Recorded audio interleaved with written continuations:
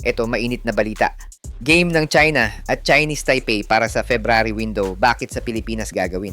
Samantala laban ng Gilas sa Boomers, inaabangan ng karamihan, mapuputol na ba ng Gilas ang winning streak ng Australia sa FIBA? Ano-ano pa ang mga malalaking laban na aabangan ng mga Pinoy para sa February window? Tara alamin sa video natin ngayong araw. Pero bago yan, like and subscribe lang mga kabady para sa latest basketball news and highlights. Siya nga pala mga idol, sa mga naghahanap ng legit na Gilas jerseys at iba pang paraphernalia ng Gilas, pwede mong i-click yung product link sa gilid ng aking mga video at makikita mo na sa kanan ang lahat ng legit stores na nagbebenta ng mga high quality merch ng Gilas. Maraming salamat mga idol.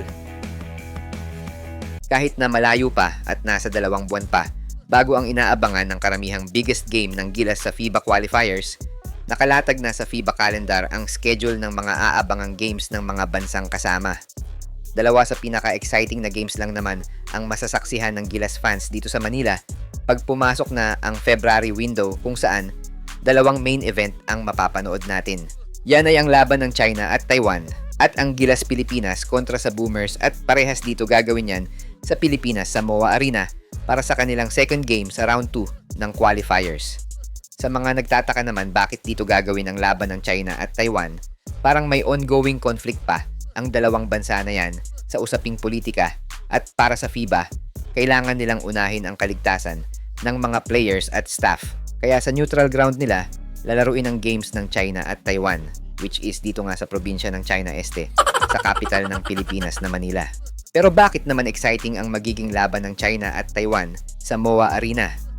Una, malalaman natin kung sino ang susuportahan ng mga Pinoy since mainit sa mata ng mga Pinoy ang dalawang bansa na to matapos ang mga kontrobersyal na games ng Gilas sa kanila, kabilang ang Asian Games kung saan inakusahan ng China si JB na gumamit ng ipinagbabawal na drug enhancement at ang mga patutsada ng mga Taiwanese sa Pilipinas matapos nilang talunin ang Gilas ng 2 beses sa loob lang ng 1 taon.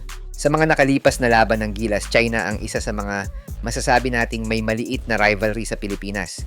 Paano ba naman matapos nga natin silang talunin sa FIBA World Cup 2023, pinaiyak naman natin sila sa Asian Games kung saan isa yon sa mga makasaysayang panalo ng Gilas sa China under coach Tim Cone na nagpaiyak sa mga Chinese fans na mapa hanggang ngayon ay bitter pa din sila sa Gilas sa pagkatalo nila sa Asian Games. Pero pagdating naman sa Taiwan, isa sila sa mga medyo may angas ngayon sa social media na panay ang trash talk ng mga fans.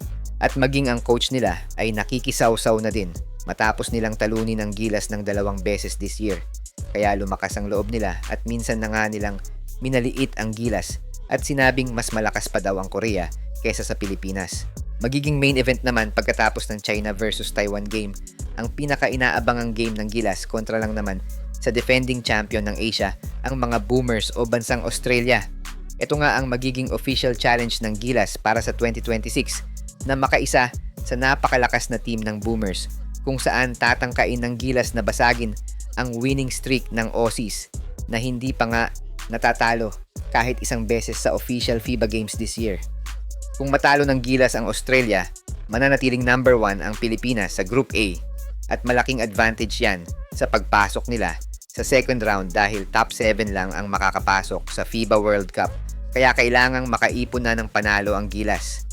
Pero bago ang inaabangang double header sa February window, inaasahan na magiging all-out ang bansang Tall Blacks sa laban nila sa Gilas since kailangan nila ng panalo matapos sila malaglag sa 3rd place nang talunin sila ng Australia ng 2 beses.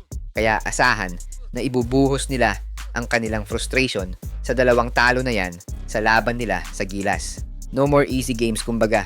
Wala nang excuse para sa Gilas since Coach Tim Cone already have his wishlist sa lineup.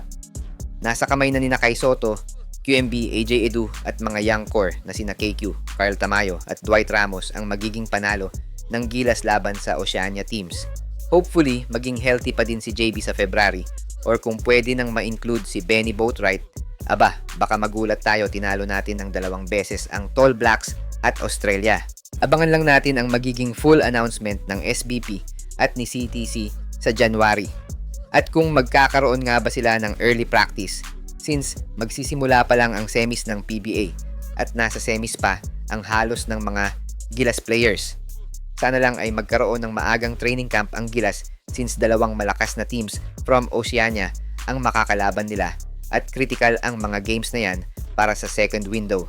Sa Yan lang mga ang gusto update pala natin manood at ng Happy laban New ng Year, Gilas sa mga FIBA idol. World Cup qualifiers nang walang delay at free for life, magbibigay po kami ng free live streaming link. All you have to do is i-like lang po ang aming Facebook at YouTube channel para mabigyan po kayo ng unlimited access sa mga sports games sa buong mundo.